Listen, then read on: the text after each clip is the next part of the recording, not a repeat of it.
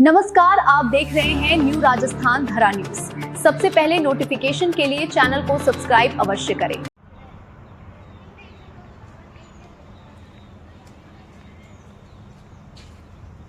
करते हुए ऐसे आगे की तरफ आगे बढ़ेंगे। ठीक है ऐसे करना है। तो आप नमस्कार सभी प्रदेशवासियों को, मैं विजय महराणिया। आप देख रहे हैं न्यू राजस्थान धरा न्यूज। इस वक्त हम मौजूद है पीएम श्री केंद्र विद्यालय स्कूल, जहां आज हमारे साथ टीचर लोग यहाँ मौजूद है, जो बच्चों को इनके माध्यम से और इनके जो टीम के माध्यम से, स्टाफ के माध्यम से आज मॉक ड्रिल परीक्षण का जो बच्चों में सिखाया गया है, किस प्रकार से असुरक्षा के माहौल में अपने आप को किस प्रकार से सुरक्षित करें।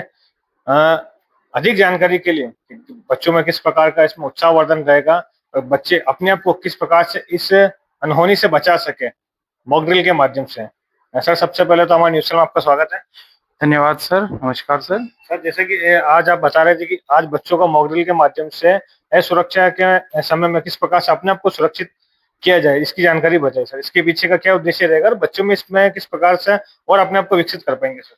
सर, मैं बताना चाहूंगा कि आईओसीएल जो हमारे ब्यावर के एक बहुत बड़ा एक प्रतिष्ठित आप ये मानिए कि कार्यालय है इंडियन ऑयल का, तो वहां से दो साइंटिस्ट आए थे जिनके नेतृत्व में पूरी टीम आई थी और उन्होंने ये बताया कि किस प्रकार से आपातकालीन परिस्थिति में हम अपने आप की अपनी सुरक्षा कर सकते हैं, सुरक्षा सुनिश्चित कर सकते हैं और अपनी सुरक्षा करते हुए हम दूसरों की भी सुरक्षा कैसे करें।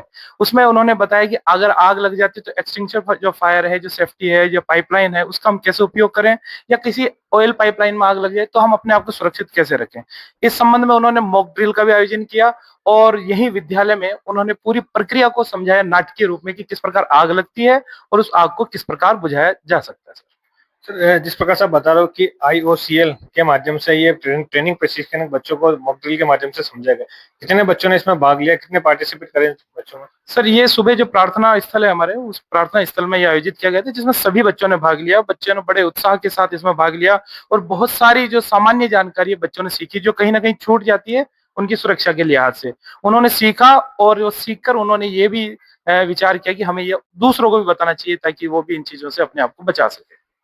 सर, जिस प्रकार से स्कूली लाइफ में बच्चों को आपने ये सिखाया, इसका पीछे का उद्देश्य क्या रहेगा? क्या भविष्य में बच्चे आपातकालीन स्थिति में अपने आप को सुरक्षित रख सके या एक जानकारी के रूप में जानकारी का अभाव ना हो?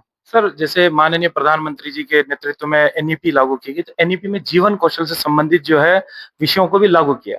तो ये सबसे पहले जीवन कौशल से पहले जीवन की सुरक्षा सुनिश्चित करना आवश्यक है। तो उसमें सबसे पहले हमने इस चीज को समझा कि आपातकालीन स्थिति में हम अपने आप को सुरक्षित कैसे रखें।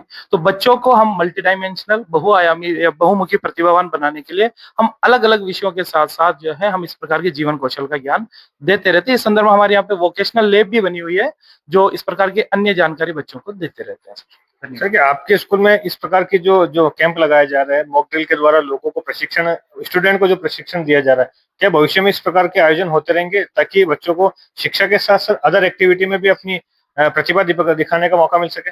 बिल्कुल सर, इससे पहले भी इस प्रकार के आयोजन होते हैं, हो चुके हैं और आगे भी होते रहेंगे ताकि बच्चे और इन चीजों को समझे। और जैसे नए बच्चे आते हैं, बाहर से आते हैं, न्यू एडमिशन होता है, तो वो भी इन चीजों को सीखे और अपने आम जीवन में इसको लागू करने का वो प्रयास करेंगे।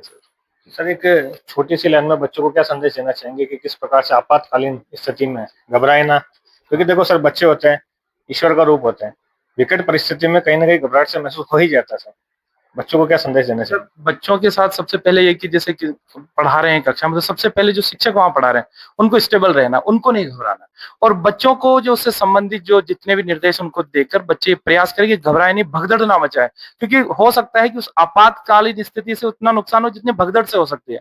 और उसी के साथ वो एक सुरक्षित स्थान पर वो पहुंच जाए, जैसे टेबल के नीचे वो जाकर छिप सकते हैं ताकि वो उस भूकंप जैसी परिस्थितियों से बच सके, या जिस प्रकार की चीजें आज उन्होंने उनको ट्रेनिंग में बताई गई है उसको इम्प्लीमेंट करके वो अपने जीवन को सुरक्षित बना सकते हैं।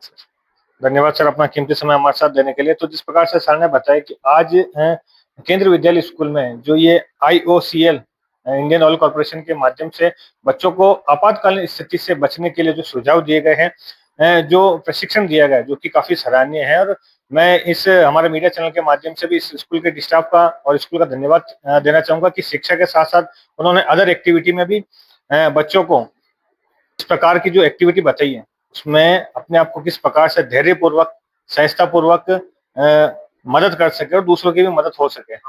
धन्यवाद।